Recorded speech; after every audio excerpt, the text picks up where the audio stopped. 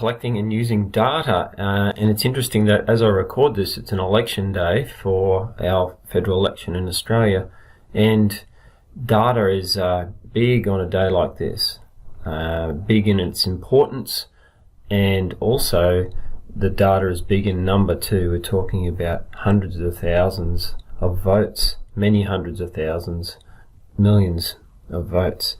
So data in our world is important, and it gets more and more important as our world gets more technological.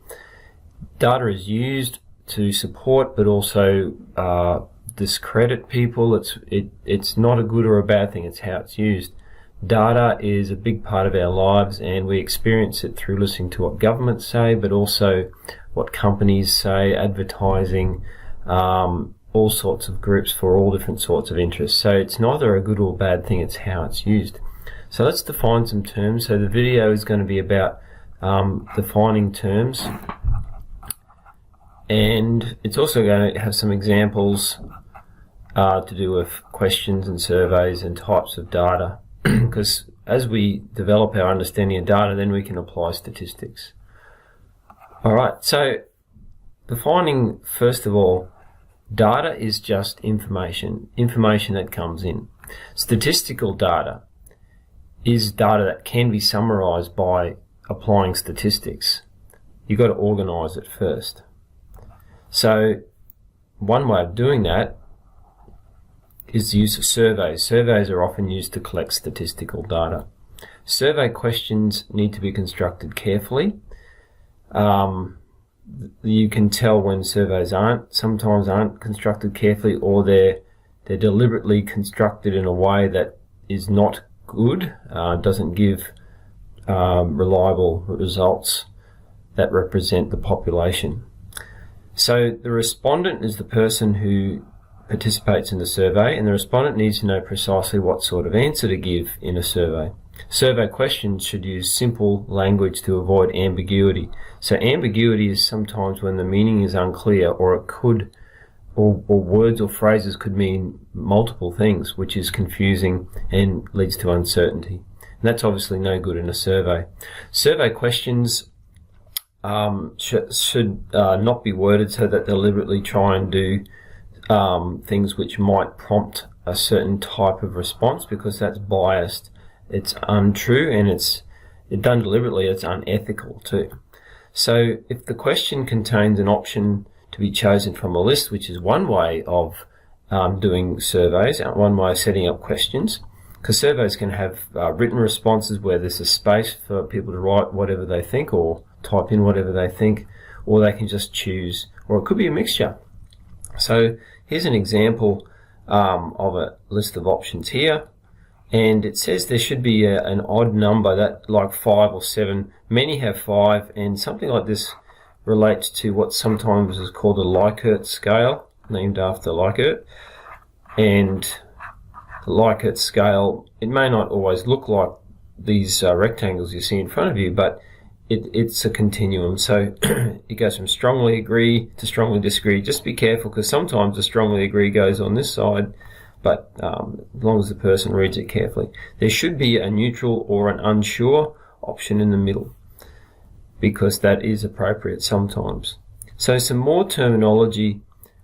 The difference between a population and a sample will now be talked about. A population, first, is a group of people or animals or objects with something in common.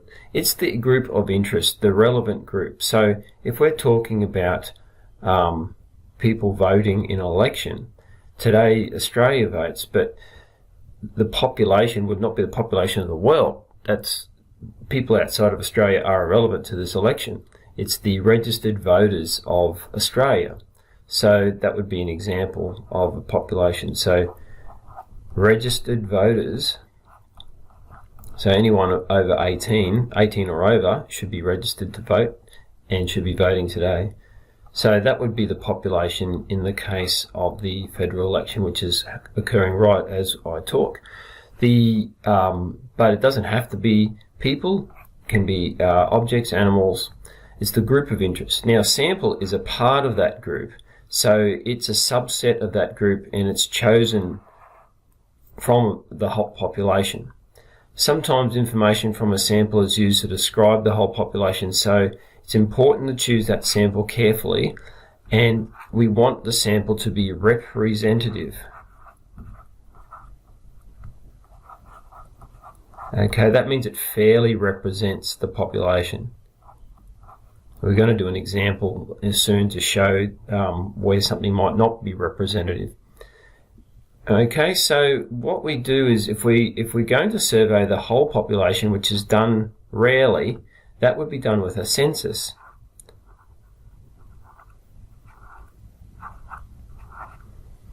Whereas a sample is done with a survey. So a survey is usually basically questions aimed at a group. The group is the sample group. Whereas the census is a much bigger operation usually, and it's aimed at a population. Australia has a census, but it's only every few years because it's such a big undertaking. So it's expensive and requires a lot of resources. But sometimes a census is needed. So it depends. Usually the surveys and the survey samples part of the group. So statistical data can be divided into some groups I'm going to show you now. So subgroups here, we'll do a hierarchy sort of family tree type diagram to show. So statistical data can be numerical.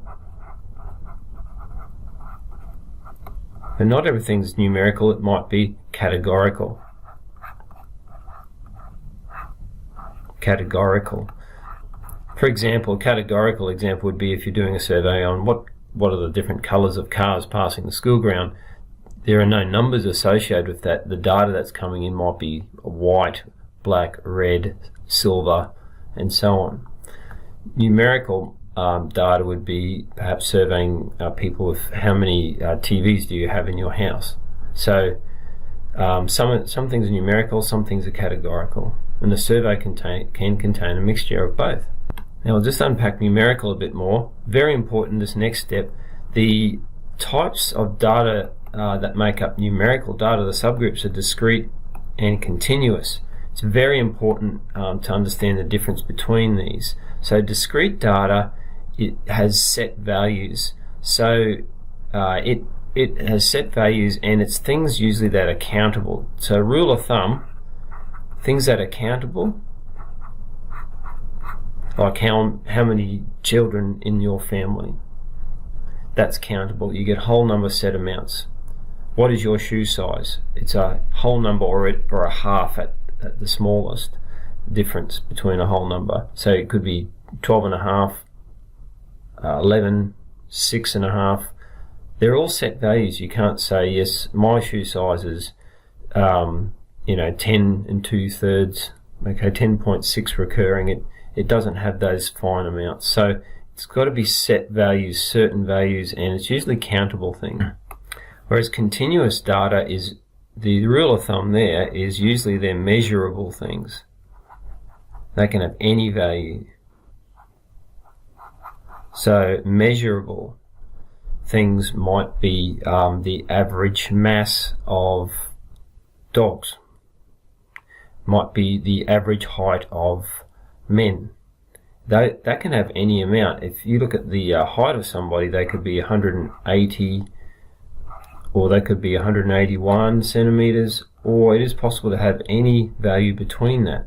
It could be 180.1, or it could be 180.11, or 180.111. The only limitation is the technology you use to measure the height would limit you from reporting it, but it is possible to have any value, so it's continuous. You can have values. If you drew a number line, you could plot values anywhere in between. There's an infinite number of places. You just keep going to another decimal place. Okay, so measurable things have infinite number of different amounts within their acceptable range. Breaking down categorical now. So categorical is broken into two subgroups. First one is nominal.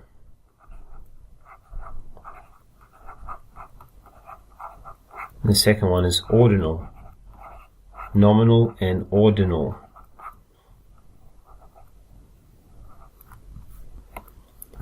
Well, ordinal implies an order. There's an order there. It might be a numerical order. It might be an order like a low, medium, and high. But if it has some order relevant there, it's ordinal, hence the prefix ORD. Nominal, no order. So, like colours, for example, like I mentioned before, no order. So, red, yellow, purple, there's no order there.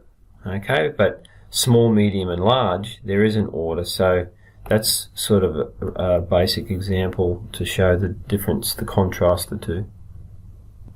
Two examples now.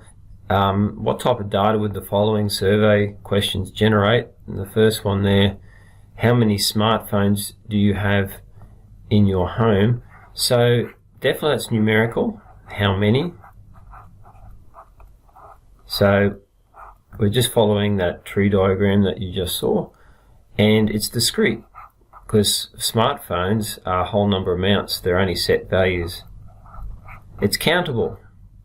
So 1, 2, 3, you can't have 6.7, alright, that's not appropriate. Part B, to what styles of music do you most likely to listen,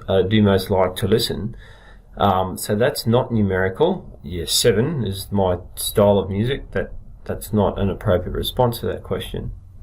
So if it's not numerical, it's categorical, so we can put music into categories. It is possible to do that. So categorical. And is there an order? No, there's not an order. So it's nominal, not ordinal. Lastly, a survey is carried out on a social media platform to determine Australia's favourite singer. Why will this sample not necessarily be representative of Australia's views? What are possible strengths of and issues with this type of survey? So probably need to use a paragraph to answer this one. So first of all, why will this sample not necessarily be representative? People who don't use that social media platform or any social media, so we got that's not a very nice N, is it? Fix that up. Social media users. I'm not going to write the full paragraph out at the same time, but you should. They would not have an opportunity to respond. So no responses from. If it's a social media platform that appeals to a certain subgroup or demographic and not to others, something like Facebook might get around a bit more broadly, but things like Snapchat, I don't think too many people in their 70s would be using that. Okay, so to be a representative survey, we want all groups to be representative, from children right through to elderly people. So that's one example, and the people who don't use this particular social media platform, so we call that demographics that don't use it, subgroups. Okay, so let me finish that off.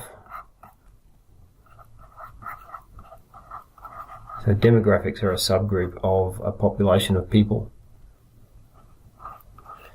So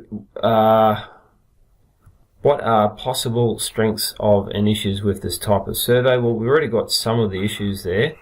Other issues could be we need to make sure that you can't go on and answer the survey multiple times. So on some electronic surveys, you can keep voting.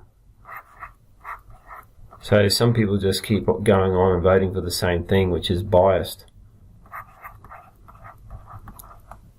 Multiple responses from one person.